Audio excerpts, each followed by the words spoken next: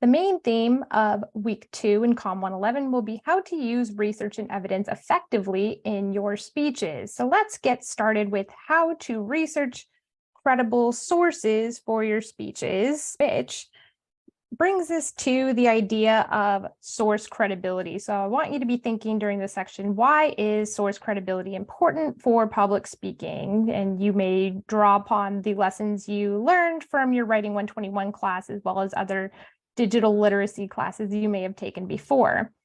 So some questions to ask yourself when researching for your speech, any speech in this class really, include: 1, what types of support do you want to include in the speech? And support can be anything from examples, analogies, testimony, statistics, and we'll talk more about this later in the video.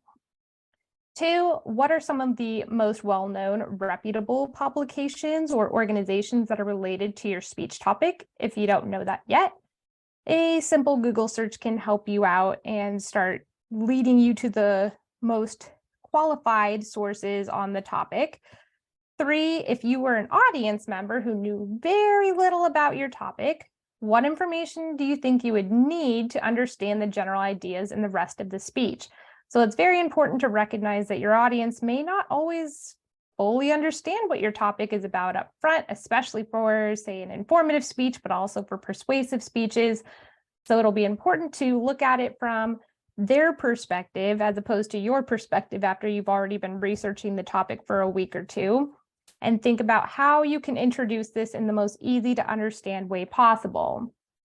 Lastly, what types of sources should you avoid for this topic? And we will talk more about some biased issues later in this video, but for now, you should note that perhaps a profit incentive for publishing certain information can definitely lead to some bias issues. A common example that I use in my public speaking classes is self-driving cars.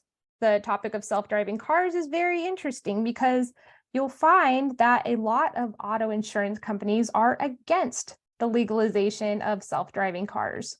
The reason for this is because in a world where human drivers are no longer behind the wheel, what happens?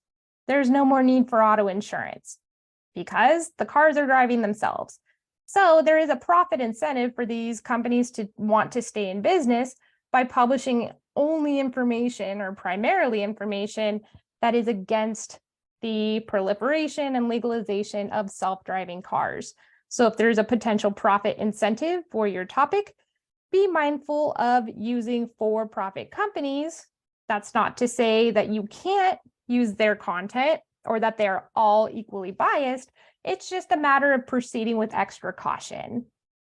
And some speech resources you'll want to check out include the Advantes media bias chart, is specifically interactive media bias chart because AFM is a public benefit corporation that evaluates thousands of news articles, TV news programs, podcasts, and other media content for bias and reliability. Here's what the interactive media bias chart looks like. You can search for a wide variety of sources and see whether they lean left, they lean right, or maybe they're more balanced or in the middle. As well as on the left-hand side, you can see how they may have different degrees of reliability, whether that is more factual reporting, more analysis, sometimes more opinionated content.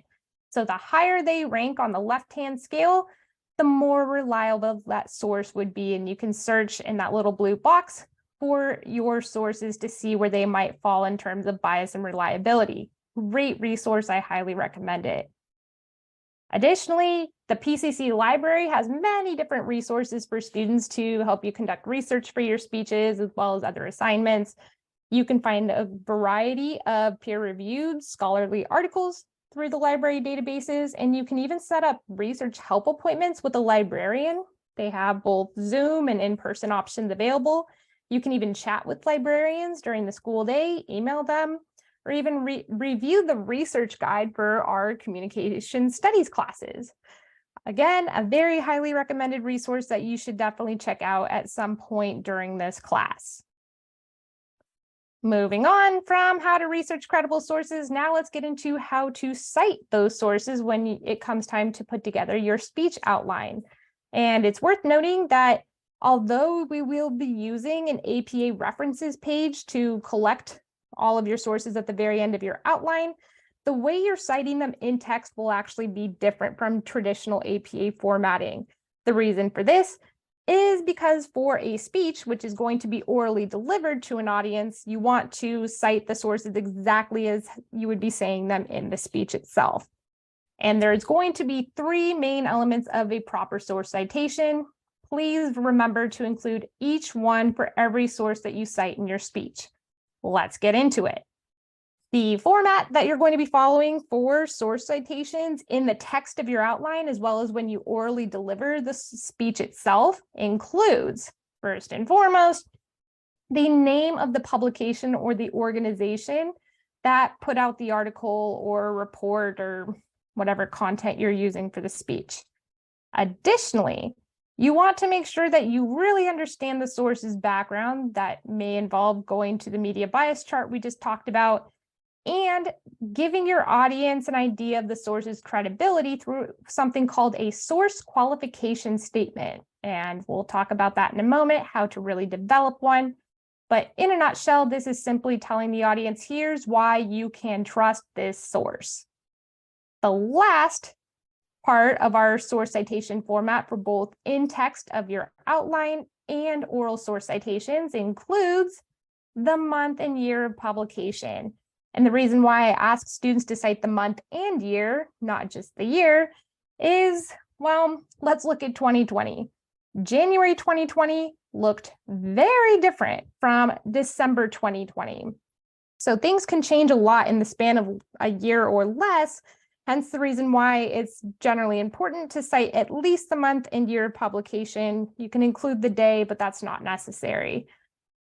Additionally, if there's no date of publication listed, that's totally fine.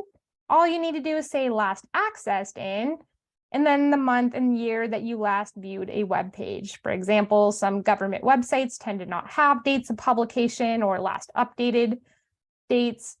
For that reason, you would say something like last accessed in April of 2023.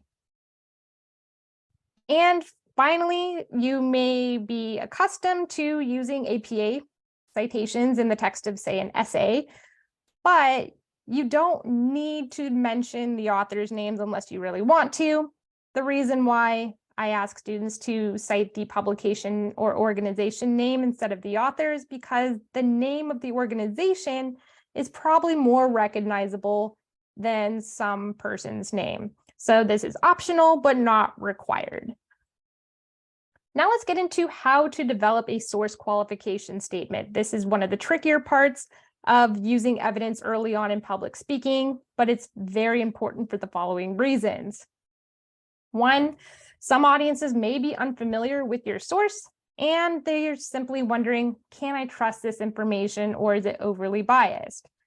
Secondly, audience members don't have time while listening to your speech to verify the trustworthiness of a source.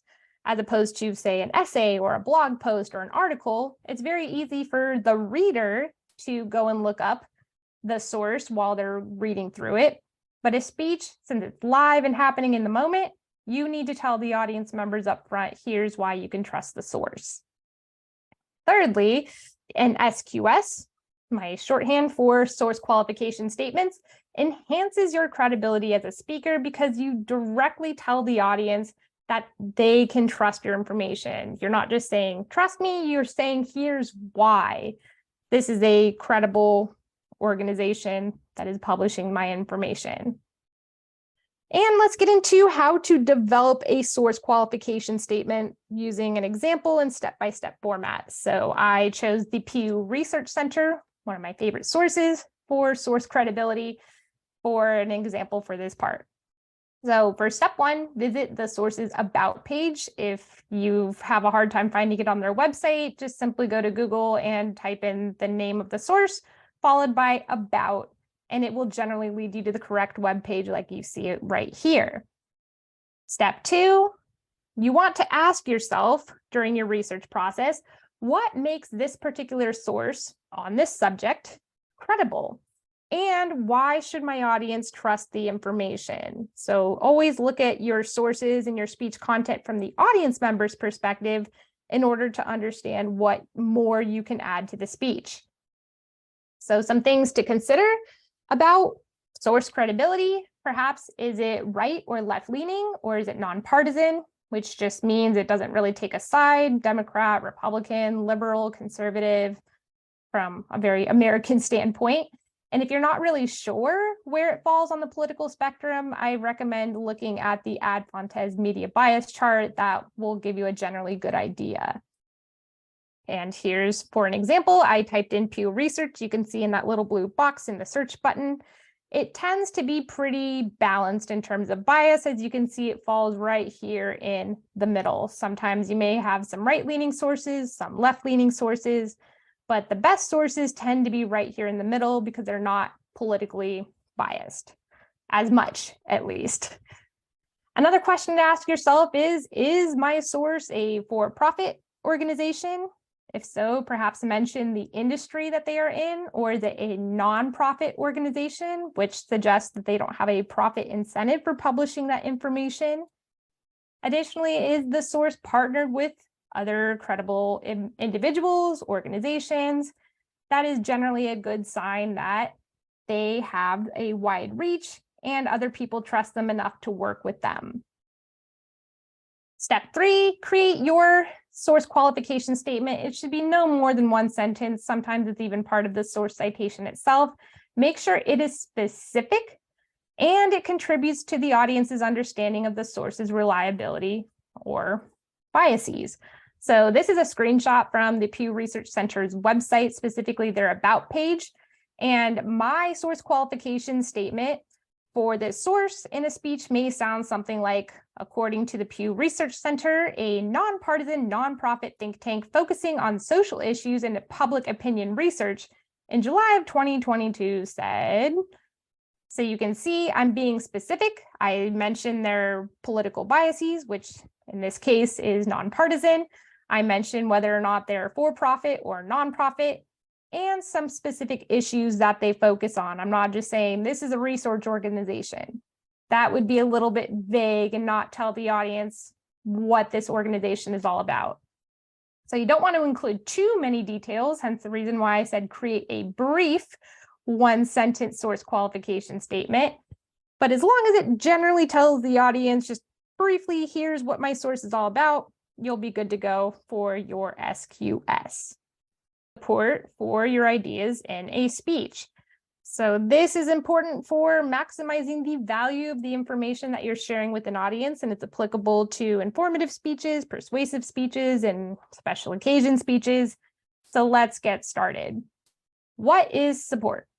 You can think of it like a table, or rather the legs on a table. What happens if there's no legs on the table? Well, it's not really being supported because it's probably on the ground or all the dishes have fallen off and broken. So you need to have support for a speech. Otherwise, your audience members are not going to either believe your ideas or understand what you're talking about. So from a non-analogy standpoint, the general definition of support in public speaking involves strategies used to develop the central idea and specific purpose by citing relevant, credible evidence. And we'll get into some examples in a moment. First and foremost is statistics, which in my experience, a lot of students like using statistics because audience love hearing data. They love numbers. And statistics offer a quantitative, objective, and persuasive platform on which to base your argument, prove a claim, or support your ideas. And we're going to break this down a little bit further. So one way to use statistics in your speech may be to show an upward or downward trend over time. An example of this is that four-year public college tuition has increased 747.8% between 1963 and 2021. That's according to the Education Data Initiative in August of 2022. Alternatively, we can phrase it differently. You can use percentages, you can use dollar figures. It really depends on how you want to most clearly convey the information to your audience. I could also phrase the data in the exact same way, except using dollar figures instead of the percentage. So I would say in 1963, the average cost of a college tuition at a four-year public university was just $243. In 2021, the average cost has risen to $9,375. So you can see that this shows the audience there's been a massive increase in college tuition cost over time, but also I want to perhaps give specific figures. So I think in a speech, I would probably want to bring up both the dollar figures and the percentage to give the audience the best understanding of this topic. Another way to use statistics effectively in your speech can be to provide specific information about the cost of something. So think of yourself as an audience member right now, and if I was presenting this speech on college tuition going up over time, which option would you prefer? College tuition has gone up a lot over time. That's option A. Now let's look at option B. According to an August 2022 report published by the higher education research organization, the Education Data Initiative, college tuition for a four-year public university cost just $243 per year in 1963. Fast forward to 2021, average college tuition rates rose to $9,375 per year. That's a 747% increase over time. Now, I'm guessing most of us would probably prefer option B. The reason for this is that it's more specific. It tells us how much it's gone up over time. It tells us how many years have passed in between that time frame. So being vague is very important to avoid in your speeches. When you can provide specific information, that's generally the best option, which is obviously not going to be possible in all cases, but whenever possible, please be as specific as you can. Another way to use statistics in a fun way in a speech is to share the results of public opinion surveys that relate well to your topic. So an example of this would be that in October of 2022, the for-profit business intelligence and technology company Morning Consult published the results of their survey on public perceptions of college affordability. Among the 4,420 survey respondents, 77% said it would be difficult for them to afford paying for a college education in the US. Notably, 65% of respondents agreed that community colleges are affordable. So the first thing to note with this example is that one, I included my date of publication, the name of my publication, as well as the source qualification statement right here. I also included specific figures, not just the percentages, but also how many survey respondents there were. And that will be very important because not all surveys are created equally. If you are talking about a survey of 10 people and it's meant to represent everyone in the United States, that may not be a very reliable survey, or what we would call in statistics a statistically significant survey. It would just be 10 people do not represent 300 million plus people opinions. So some things to note when using statistics in your speech, some tips for using them wisely include: one, watch out for statistics that are presented in misleading ways, especially if there's a for-profit incentive for the publisher of those statistics, like the example I mentioned earlier about auto insurance companies and self-driving cars. Another example of this is an ad from, I believe it was 2007. You've probably seen this online at some point, where more than 80% of dentists recommend Colgate.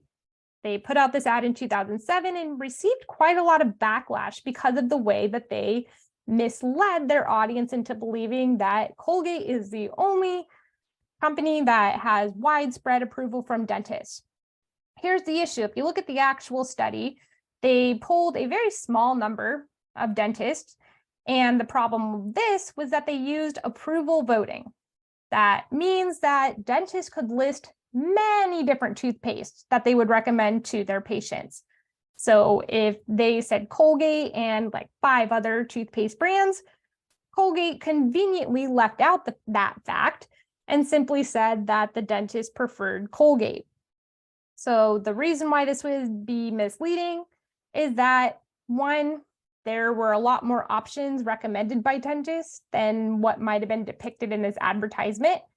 And the sample size was rather small. They didn't ask that many dentists actually what they thought about their specific toothpaste brand. So if you could choose a wide variety of toothpaste, then maybe Colgate isn't actually as great and number one as they try to present themselves through this advertisement.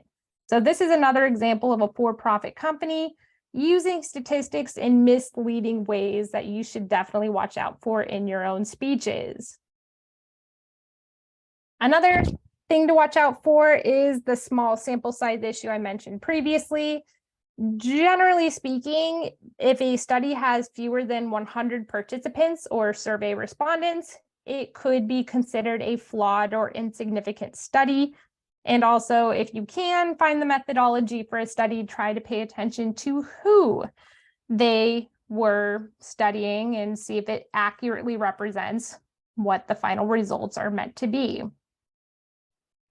My third warning for using statistics widely in your speech is that you should paraphrase the data as much as possible in your own words.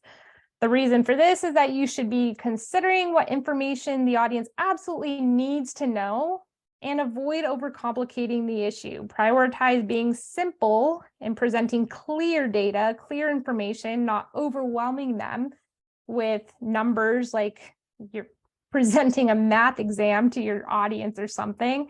And instead, just give them the numbers that they absolutely need to know and then move on. You don't need to provide every single figure in every possible way. So with that, let's look at an example. Option A, what would you prefer as an audience member? Here's this first one. The average annual cost of college tuition was $8,498 in 2010. $9,077 in 2012, $9,342 in 2014, $9,491 in 2016, $9,498 in 2018, and $9,375 in 2020. Whew, that's a lot of data that your audience members may or may not be able to remember by the end of your speech. But here's option B instead. Between 2010 and 2020, the average annual cost of college tuition rose from $8,498 to $9,375. That's an increase of almost $900 in one decade. Do you see the difference? How option A is a little bit convoluted, whereas option B is much more clear for your audience. And it says between this one year and this other year, here's how college tuition rates went up, and simplifying for those who maybe can't do the math between 2010 and 2020's numbers, you tell the audience that's an increase of almost $900. Much more simple, much more easy, or much easier for your audience to understand. So consider the way that you're presenting statistics to the audience in your speech. Moving on to testimony, another form of support for a speech is the statements or information provided by individuals with credentials or even experience related to a given topic. And relevant credentials and experience for the purpose of testimony to cite in a speech would include verifiable academic achievements. It doesn't have to be a PhD, but that is generally a good thing to look out for in your own speeches. Articles that were published in scholarly or peer-reviewed journals, professional achievements, for example, if they're a tenured professor at a well-respected university, notable awards in the industry or even just higher education, as well as their professional work history in a particular subject area. Something to watch out for when referring to testimony in your speech is the anecdotal fallacy. This is a logical fallacy that we talk more about in argumentation classes, but in a nutshell, it's when someone uses their personal or professional experience and tries to make it more important or make it seem as though it's even a bigger deal than more broadly applicable evidence, such as, say, a survey or an experiment or a very broad series of studies, like a meta-analysis. So it's certainly useful to mention someone's experience, but it should not take precedence over more verifiable data.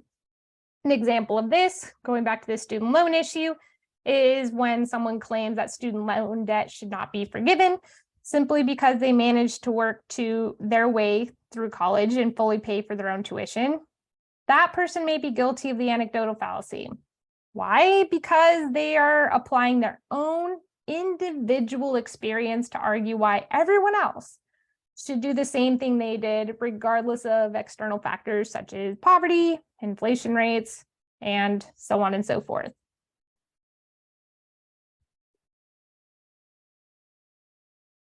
So that brings us into our next speech support option, which is examples, which I think are some of the most important support items to include in a speech. And these may include specific situations, problems, stories that are designed to help illustrate a principle, method, or phenomenon.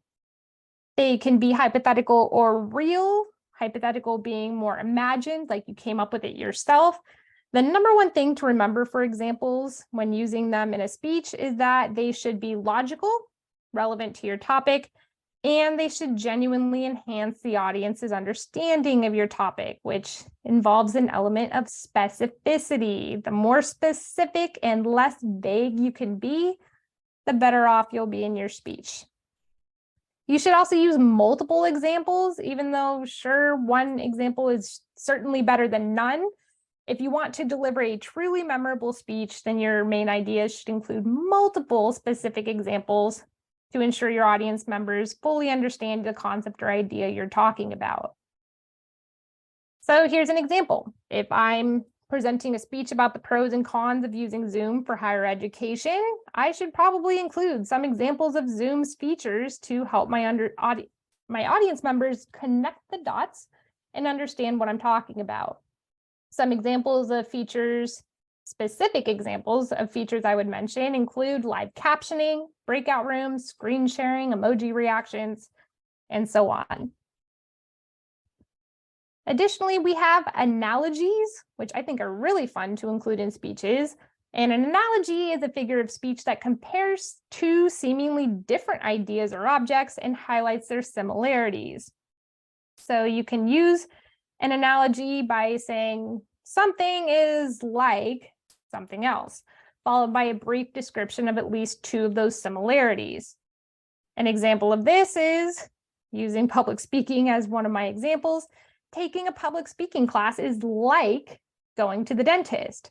Most people dread it, but it's important for our social well-being, and it almost never ends up being as painful as we anticipated it would be. Please note how I didn't just say taking a public speaking class is like going to the dentist, and I just left it at that. That would be an incomplete analogy because that would leave it up to the audience to figure out what the heck I mean when I compare public speaking to going to the dentist. Instead, you need to bring up what those similarities are to make sure they really understand the comparison. And for social well-being, there is a report from the University of Illinois Chicago's College of Dentistry published in August of 2019.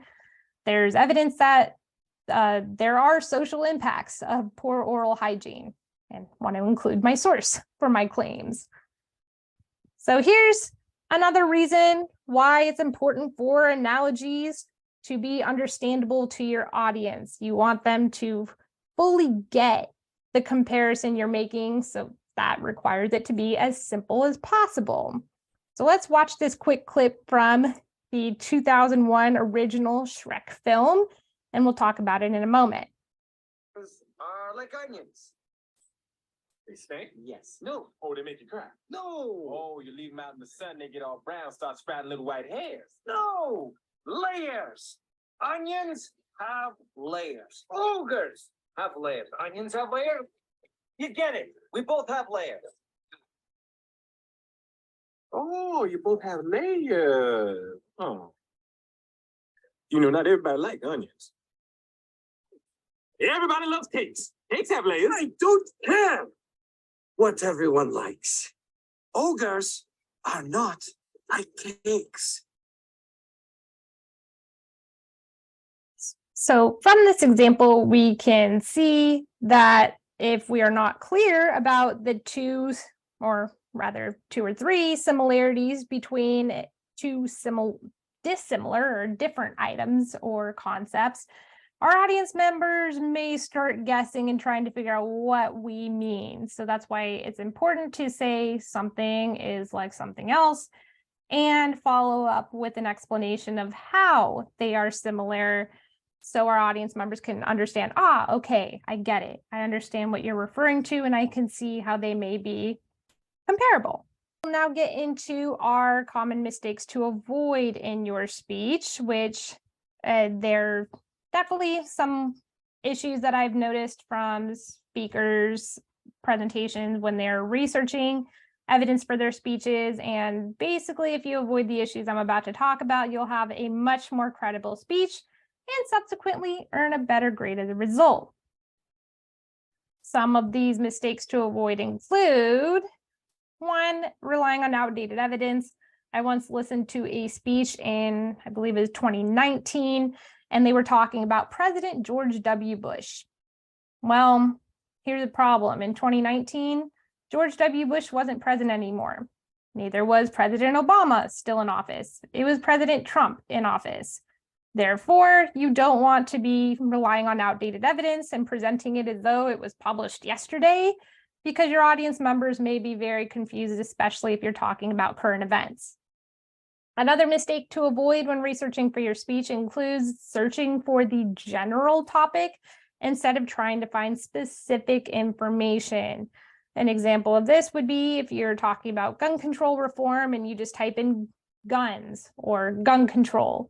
You're not going to find the information you need, as opposed to if you search for reasons why gun control is a good idea, or reasons why gun control should take a backseat and we should not implement this. So be specific about what argument you're trying to make or what specific piece of information you're trying to find, as opposed to simply Googling the topic itself. Third is relying on excessively biased sources. We've talked about that a couple times already. Watch out for that for-profit incentive, but that's not meant to mean that every nonprofit source is also guaranteed to be credible. Always do your background research and follow the SIFT, S-I-F-T method that you're reading about in your week 2 lesson. And lastly, we want to watch out for reading only the academic article's abstract. That is like one paragraph of information. And if you rely on that, you're basically leaving it up to the study's authors to say, here's all the amazing things we did in our study. Is it true what they did? Was it a sound methodology? Who knows? If you only read the abstract, you're only getting a tiny, tiny piece of the puzzle, and you're potentially misinforming your audience as a result. So I will be looking for full-length journal articles. I don't expect you to read 100% of academic articles. They can be very dense and complex, especially when you're a community college student. But I do expect you to do your best, at least read something called the literature review, or sometimes called the introduction, the methodology, and the discussion section at the very end. The nitty-gritty data parts in the middle of the study may be a little complicated at this level, and I understand that. But you should be reading more than just the abstract. That's something to avoid in a speech. Altogether, this demonstrates the main ideas of what you should do for researching and using evidence effectively in your speeches. I definitely recommend that you make a research help appointment with the PCC libraries if you encounter any issues or just want additional support when researching your speeches in this class.